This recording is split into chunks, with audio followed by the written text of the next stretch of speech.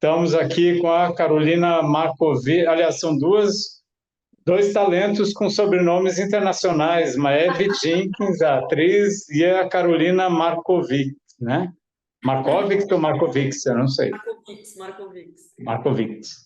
Eu pergunto, aproveito já para começar, então, perguntando para vocês com relação, vocês, talentos internacionais, como é que tem sido a receptividade internacional do filme? As pessoas compreendem que pretensão é essa de vocês atingirem o exterior também, né? Ricardo, tem sido muito interessante e surpreendente isso, né? Porque eu considero um filme super brasileiro, né? Assim, tanto nos acontecimentos, nos absurdos que a gente vive na estética, mas é muito satisfatório. A gente está muito feliz como o filme vem sendo compreendido e apreciado fora, né? A gente, inclusive, teve a alegria de receber alguns prêmios fora muito importantes, como o Festival de Roma, de melhor filme de Leeds na Inglaterra. Enfim, não vou lembrar de tudo agora, mas Maeve e Cauã ganharam melhor ator e atriz em Estocolmo. Então, assim, são sociedades muito diferentes, né, da nossa, né, com questões diferentes, mas ao mesmo tempo parece ser ter algo de universal, né, para poder tocar as pessoas de lugares tão na França também, né, a gente ganhou um prêmio num festival importante de Bordeaux, isso. Então tem sido uma surpresa uma surpresa muito feliz para a gente, né? Porque a gente não esperava que lugares tão diferentes fossem compreender o filme tão bem, né? Tão profundamente. Maeve, eu te pergunto um pouquinho com relação à inspiração, quer dizer, tu, na tua carreira, tu está te afirmando cada vez mais no audiovisual, e eu pergunto, teus modelos de interpretação, tua pretensão, ou enfim, as pessoas que tu admira, as mulheres que tu admira no cinema, elas são quem? Elas são brasileiras? São também estrangeiras? Quem são as grandes atrizes que inspiram a Maeve? Brasileiras e estrangeiras, assim. Bom, no cinema brasileiro, eu tenho certeza que assisti, por exemplo, a Fernandinha Torres fazendo Marvada Carne, assisti Marcélia Cartacho fazendo A Hora da Estrela, assisti Diniz Fati, sabe, em Macunaíma, ou até mesmo os atores em Macunaíma, né? Todos esses artistas me inspiraram muito e me fizeram acreditar que era, ai, sei lá, Bye Bye Brasil, enfim, sabe, Beth, em Bye Bye Brasil, mas eu acho que os atores também, sabe, o cinema brasileiro que eu consumi desde pequena com meus pais, sempre me provocou, me inspirou muito. E no exterior, a Gina Holland, óbvio, né, que é uma atriz fora de série, assim, um vulcão em cena, uma força da natureza. A Liv Ullmann, claro, na sua delicadeza. E no cinema americano também, várias. A Cate Blanchett, para mim, é um ponto é um farol, assim. Mas eu gosto muito, sim, e outras atrizes, inclusive da televisão, sabe, Ricardo? Bom, mas a gente fala também de parceria, tu falou aí, vocês estão azeitando uma parceria firme, tu e a Carolina, né? Carolina, o que quer dizer, Carvão trouxe vocês juntas, né? E ao mesmo tempo, mais algumas colaborações futuras, de repente, ou não? Como é que tu vê essa parceria? Eu acho que sempre seria ótimo a gente colaborar futuramente, né? Enfim, a Maeve tem projetos dela, eu tenho projetos que são meus, que, enfim, não tem envolvimento das duas, mas é uma atriz fantástica. Eu, por mim, adoraria continuar trabalhando com ela, porque para o filme é maravilhoso, para os personagens é maravilhoso, e eu gosto muito dessa parceria, e é uma atriz muito inteligente, né, que tem uma nuance muito fina entre tons, e não é literal, não tem uma sutileza, e ao mesmo tempo uma intensidade, né? Então, vou ficar elogiando ela aqui do lado dela, fica sem graça.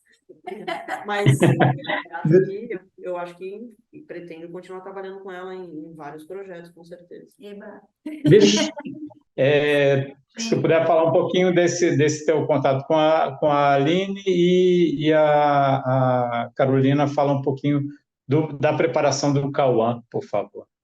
Bom, mas vou também exaltar a Aline, que eu também acho foda. Bom, tanto que ela faz os meus dois filmes, assim como a Maeve também faz Carvão e Pedágio, né? E também uma atriz que eu pretendo continuar trabalhando em muitos projetos, que eu gosto demais, muito inteligente, muito, uma força, uma naturalidade, Muito versátil muito, ela, né? muito. Nossa, sou muito fã dela. Mas o Cauã trabalhou comigo no Órfão, né? Que foi o meu curta, o último curta que eu fiz antes de começar a fazer os longas. E ele é a protagonista do Órfão, e a gente se conheceu lá, quando ele tinha 13 anos. Hoje em dia ele tem 18. No Órfão foi um processo. 19. Agora 19, verdade. Mas quando a gente filmou o pedágio, ele tinha 18. E, bom, é uma preparação para com atores jovens ou não atores ou atores crianças. O meu processo é bem diferente de com atores profissionais experientes, né? Então, por exemplo, o Cauã nunca recebeu um roteiro nem no Órfão nem no pedágio, e aí eu gosto de ir contando para ele aos poucos o que vai acontecer, a gente vai conversando sobre o personagem. Eu tive a ajuda valiosa da Silvinha Lourenço e do Luciano Bisso na preparação. O Luciano era mais focado na parte física dele, e a Silvinha era meu braço direito na gente construir essa narrativa e essas cenas com os atores. E o Cauã tem uma naturalidade, né? Ele tem uma irreverência dessa, uma coisa que assim, ele não tem esse deslumbramento, né, com o mundo do cinema e tal. E isso é muito interessante, eu acho, para um ator jovem, porque deixa ele mais livre, né? Ele não se pressiona tanto, então isso permite com que ele tenha uma leveza que traz uma naturalidade, de uma certa maneira. Mas a gente trabalhava dessa maneira, meio que construindo as cenas, falando as falas do roteiro, que eu ia contando para ele ia falando da maneira dele, entendendo que funcionava ou não, mas já tínhamos essa parceria aí de anos atrás, e então foi um processo que eu já meio que conhecia. E com relação a Aline Maria Marta, Aline, Maeve, Sim. a tua interação.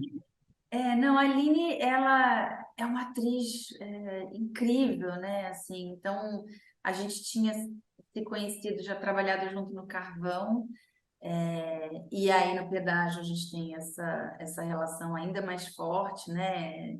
Que é a grande influência de Suelen. Mas a Aline é uma atriz versátil, que tem facilidade para improvisação, para propor, para se adequar ao texto e falar ele com uma naturalidade, com uma verdade absurda, assim. Pergunto para vocês com relação, quer dizer, o filme tem lá a sua ironia, seu deboche, a gente percebe um pouquinho dessa construção, mas também tem muito fundo de verdade, né? E aí eu pergunto, vocês pesquisaram muito ou não, quer dizer, a tal da cura gay, que atrocidades vocês descobriram no meio do processo desse caminho de pesquisa mesmo? a ideia do filme não era mostrar uma cura literal com violência física e emocional, né, que acontecem nesses rituais, que é um horror, né?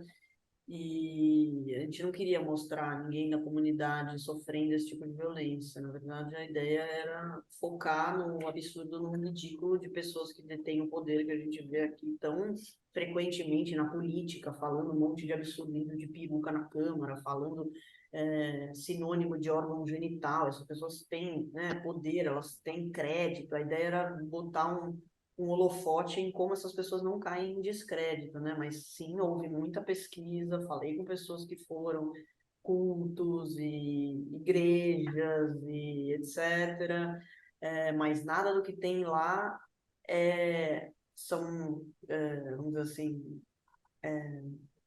são coisas reais mesmo do que tem lá, inventado, mas baseado em um monte de coisas que poderiam ser, né? Eu acho que a ideia é justamente essa fronteira entre o real e o absurdo, que hoje em dia é tão quase imperceptível, né, diante do que a gente Muito vê. naturalizado, É. né?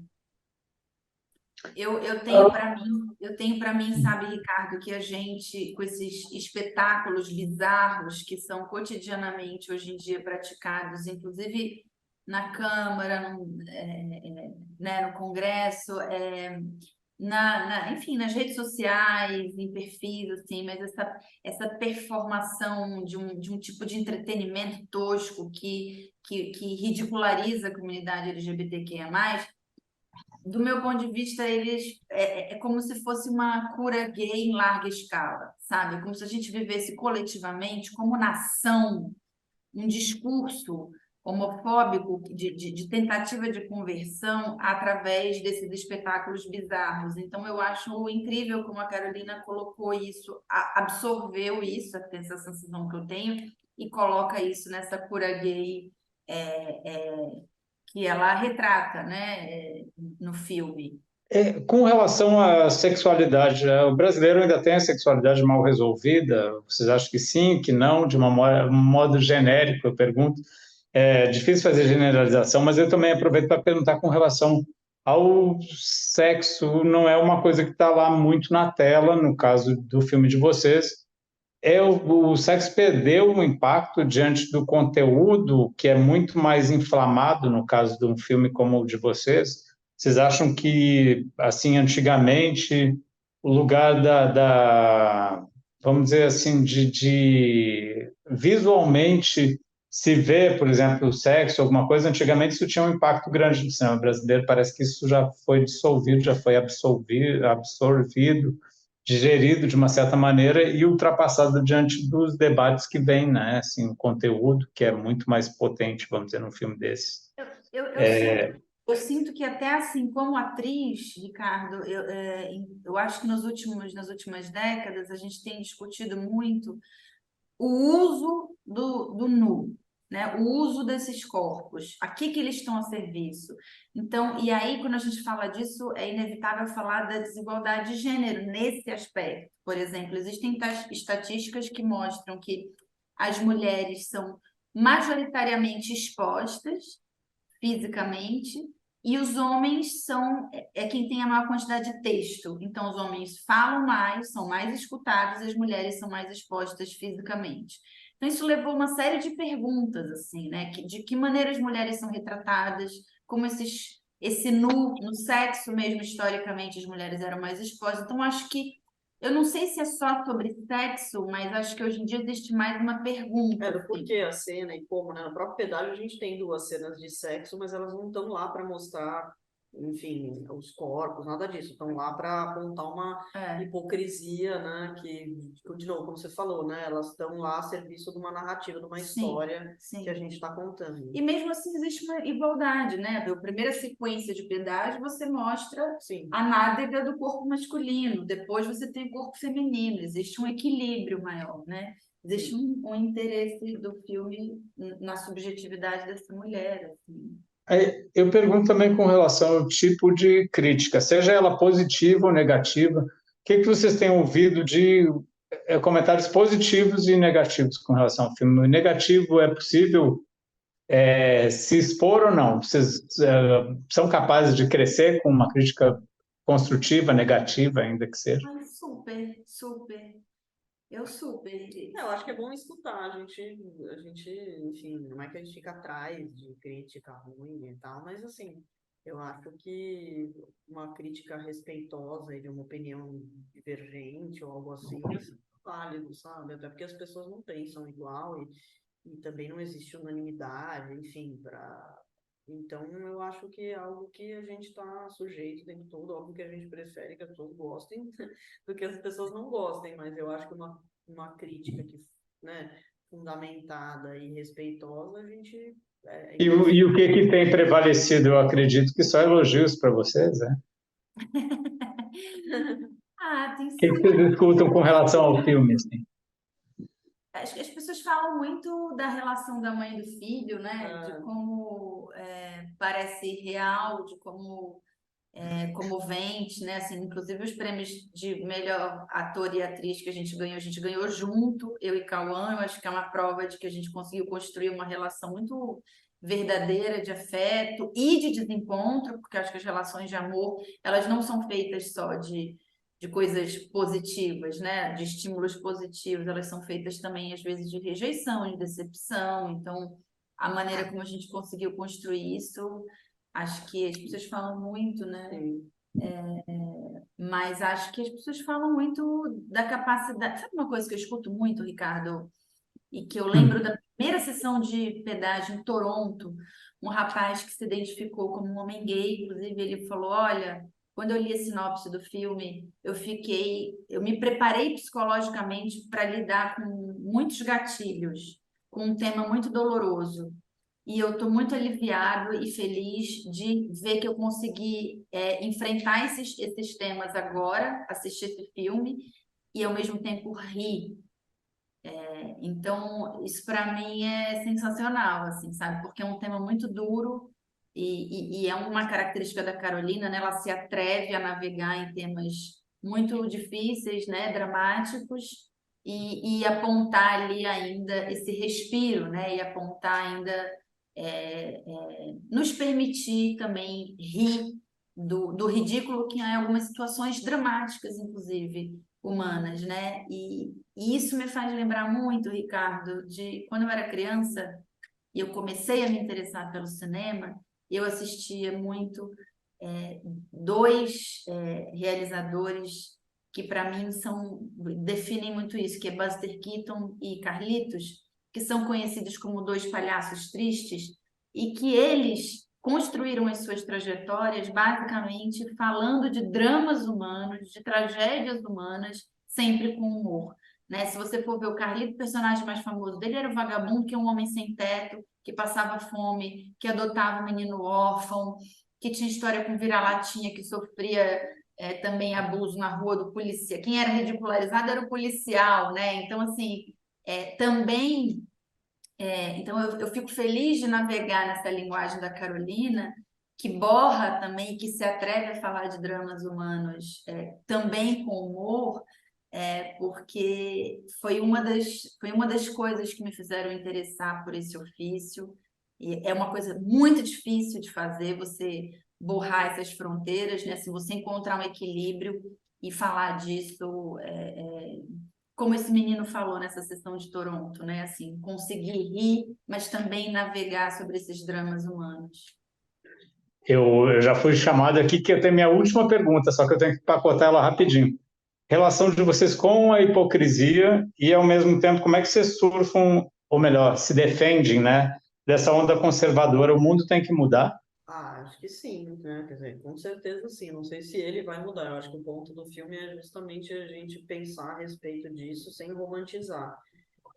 O mundo tem que mudar com certeza. Se ele vai e em qual velocidade, essa acho que é a pergunta que o filme levanta mais do que tudo, né? O filme não romantiza, tanto que o final dele não é uma resolução, algo romantizado, talvez nem tão otimista, mas também não acho que é pessimista. Eu acho que é importante a gente enxergar os fatos, né? É importante eu acho que a arte ela não pode ser tímida em relação à realidade tentar romantizar acho que, enfim, cada um tem um olhar. Se eu puder só somar nessa última pergunta para a Maef com relação a essa onda conservadora, claro que ela abraça tanto a hipocrisia quanto quase que um sinônimo a questão das ordens religiosas um pouco pesadas, né?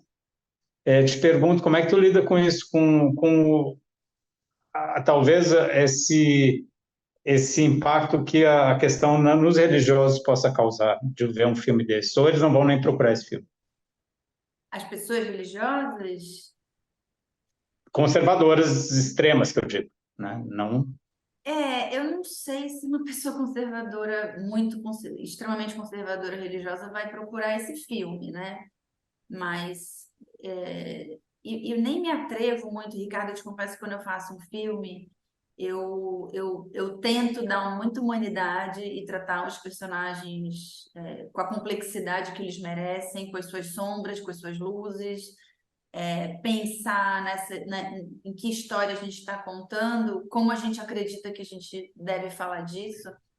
Mas eu acho tão imprevisível como as pessoas recebem, sabe? Assim como eu não gosto de caricaturar meus personagens, eu acho que na vida a gente pode surpreender com a maneira como as pessoas lidam, né, com as narrativas, assim. Então, eu prefiro não achar muita coisa de como as pessoas vão determinadamente se relacionar com isso, mas eu espero que com a humanidade que a gente tentou trazer para a tela, e com a complexificação que a gente tentou trazer para a tela, eu espero que as pessoas consigam se ver minimamente, consigam pensar sobre essa contradição e sobre essa hipocrisia, né? E dessa questão também de não, a gente não está falando só dos extremamente conservadores ou dos fundamentalistas, a gente está falando de uma mãe que ela não vai na igreja todo dia, não, uma Carol. A Bobia, ela está presente na casa dessas pessoas também,